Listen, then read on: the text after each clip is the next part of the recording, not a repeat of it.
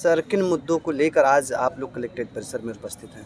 हम लोग all India पत्रकार एकता संघ के बैनर तले पत्रकार लोगों की बंधुओं की मूलभूत सुविधाओं को लेकर, उनकी सुरक्षा को लेकर के धरना के माध्यम से माननीय मुख्यमंत्री महोदय उत्तर प्रदेश सरकार को श्रीमान जिला अधिकारी महोदय के द्वारा ज्ञापन सौंपेंगे। 10 सूत्रीय को मांग को लेकर के हम लोग पहले भी दे चुके हैं, अब भी दे रहे हैं। जब तक हमारी मांगें नहीं पूरी होती है तब तक हम लोग धरना देंगे, विज्ञापन देंगे। प्रोटेस्ट हमारा अधिकार है, ये हमारा मौलिक अधिकार है।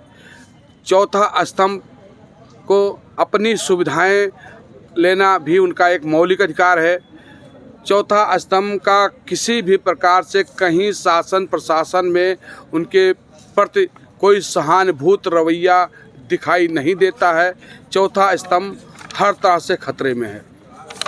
अच्छा, उसके साथ साथ हम ये चाहते हैं कि हमारे पत्रकार बंधु कोने कोने से, जगह जगह से, जहाँ लोग नहीं जा पाते हैं, अपनी तन मन धन से अपनी जान प्रतिष्ठा पे दांव पर लगा करके न्यूज़ को लाते हैं, शासन प्रशासन और जनता को अवगत कराते हैं।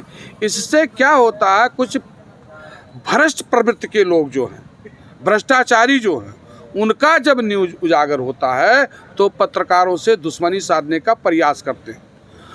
अगर पत्रकार को इस बात का पता भी लगता है, पत्रकार उसमें अपने प्रकाशन में लिखता भी है, बट ये कि प्रशासन उसको 100 के 100% अनदेखा करता है। यहाँ तक कि उसको देखा ही नहीं।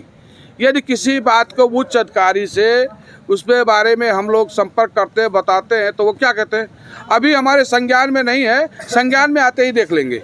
जबकि उनको सारी बातें पता होती है, क्योंकि जितने भ्रष्टाचारी हैं ये इनके संरक्षण में रहते हैं। हमारे हिसाब से यदि शासन प्रशासन टाइट हो तो भ्रष्टाचार या भ्रष्टाचारी भाग जाएंगे।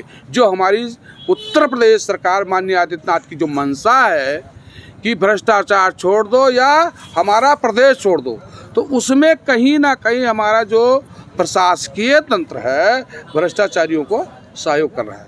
क्यों सहयोग कर रहा है? सहयोग का मीन्स ये हुआ कि उनके खिलाफ कोई रचनात्मक कार्रवाई नहीं करता है। यदि वो रचनात्मक कार्रवाई पत्रकार के नियमानुसार या पत्रकार के एक बार दो बार उसके आश्वासन से, उसके आह्वान से अगर करे तो भ्रष्टाचारियों को दहशत पैदा होगा। पत्रकार को गोली नहीं लगेगी, पत्रकार को पुलिस दौड़ा के मारेगी नहीं। जबकि यही माननीय आदित्यनाथ ने एक कहा था कि पत्रकारों के खिलाफ जो भी कोई अगर घटना करे तो उसके खिलाफ 24 घंटे में उसकी गिरफ्तारी सुनिश्चित की जाए। यह DGP को भी कहा गया था, कई पेपरों में निकला भी था, लेकिन उसका माने जीरो। सब कुछ प्रशासन ही है। किन मांगों को लेकर आप लोग यहाँ पर आए हुए हैं? किन मांगों को लेकर यहाँ पर आए? हम इन मांगों को लेकर आए कि हमारे पत्रकारों की हर तरह से सुविधा प्राप्त हो। जो चीज़ एक सरकारी हमारे चौथा स्तंभ को चाहिए वो उनको मिले, दिया जाए। जैसे कि हम लोग ये चाहते हैं इसमें कि जिससे पत्रकार का संवैधानिक हक अधिकार सुरक्षा के लिए अगर है, हर जगह आयोग गठन है कि महिला आयोग है, न्याय का आयोग है, पत्रकारों वकील एसोसिएशन है, सब चीज़ के, तो हमारा भी एक पत्रकार आयोग का गठन हो।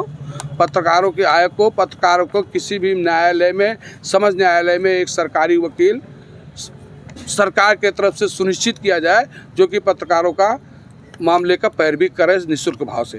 क्योंकि पत्रकार को अवैतनिक है, जाता है कहीं कवरेज करने जाता है, टोल प्लाजा मिलता है, टोल प्लाजा की सुविधा दी जाए। उसके आत्म सुरक्षा के लिए वो सक्षम है तो उसको सशस्त्र लाइसेंस दिया जाए।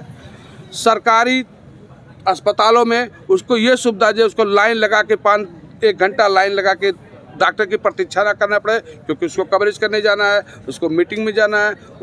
उसको किसी प्रकार का कोई बेहतरीन नहीं है कि हम उसका काम कर रहे हैं। शासन प्रशासन का काम हम निःशुल्क रूप से कर रहे हैं। और दूसरी बात यह है कि जैसे किसी प्रकार का घटना घटती है, किसी हत्या हो जाती है किसी पत्रकार का, तो सरकार उसको उचित मुआवजा दे, जो उसके बच्चों का परिवार का लालन पोषण हो सके आवश्यकता अनुसार। दिया जाए। इन सब चीज़ों को लेकर जैसे संबंधित जैसे जिला अधिकारी महोदय को चाहे समस्त विभाग को निर्देशित कर विज्ञापन लेने जाते हैं, 500 का विज्ञापन 5 चक्कर उनके पास जाते हैं, जैसे भीख मांगने जा रहे हैं। अब वो जो कुर्सी पे बैठ के गवर्नमेंट सर्विस पा रहे हैं, फ्री में पैसा ले रहे हैं, रिश्वतखोरी कर रहे हैं, उनके पास टाइम नहीं है पत्रकारों से बात करने के। अभी आ जाना, कल आ जाना, परसों, जैसे कि उनके बाप के घर के जागीर हो।